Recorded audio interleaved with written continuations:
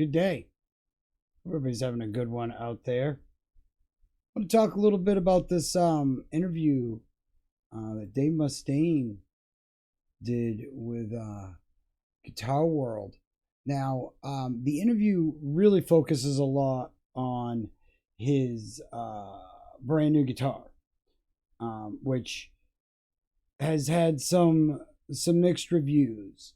Um, his side of making the guitar is, he's 24 frets could be reached. There's a lot of little, guitar-y things that only guitarists will appreciate. But to get to the heart of the matter, more fault lies with Gibson. The complaints that that people have had, these aren't things that Dave Mustaine himself can control. These are quality assurance issues.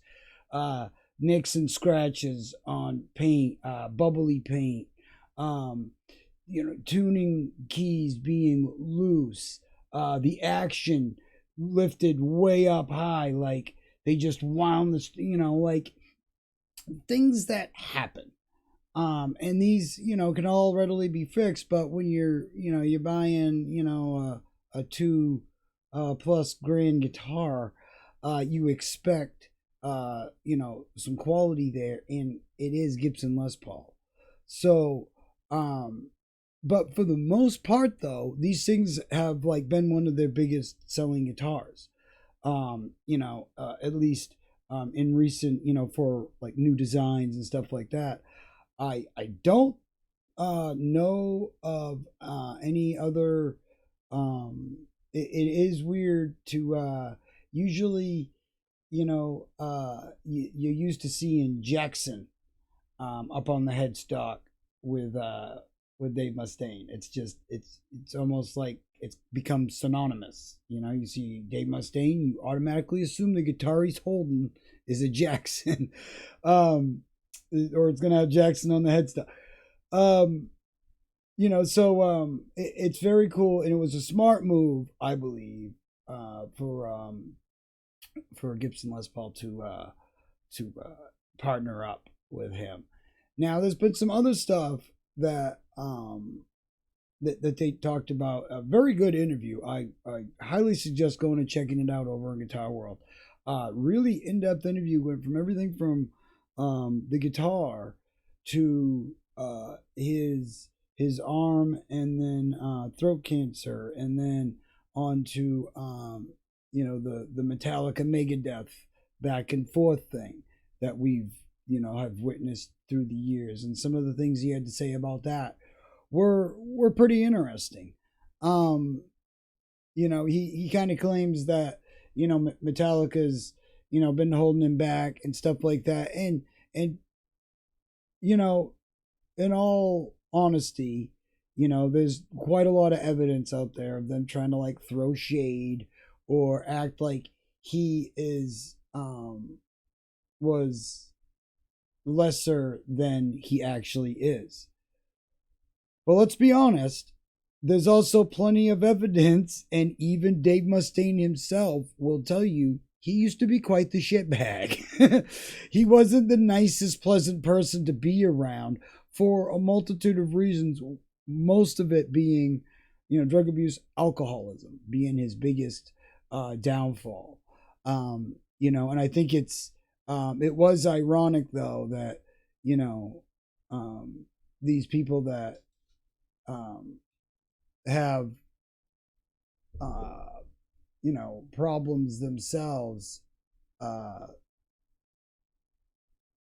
kick him out of the band. But obviously there was a lot more going on under the hood.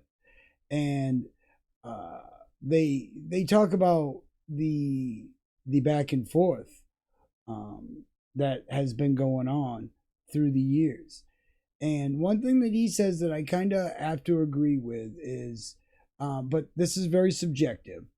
It depends, what you're a fan of, what era you're a fan of. But he says, he feels Megadeth has been more consistent through the years than Metallica has. I would say he's probably right. You always kind of know what you're getting, for the most part, when you get a Megadeth album. It's always been that way. Not to say that they all sound the same, but you understand the level of metal, the level of quality that you expect to get from it. Are they all bangers? Are they all 100% awesome albums? No. But I mean, I have a hard time still to this day when I want to go listen to Megadeth. You know, I always go for, like Holy Wars and stuff like that. But the whole Rust in Peace era and the Marty era, I guess, and that's where I was introduced to them. So there's probably that good reason too. But I also, they're more their kind of version in my eyes of like their kind of like their Black Album was Countdown to Extinction. Although, I feel that there was a lot more heaviness and a lot more Megadeth isms in that than where Metallica's Black Album was a bit of a departure from what they had been before. But it's also one of their highest grossing albums of all time, I believe. It's, one of the albums that, pretty much nailed them as one of the biggest bands of all time. So great. That's awesome. But the idea though that, that's still an issue today, or that would be an issue today, that Metallica would be holding them back or whatever. I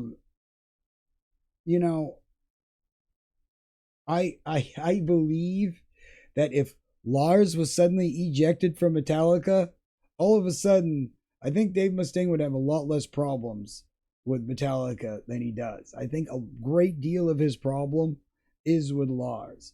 Now, he doesn't come out and say all that, but other interviews, have, he has.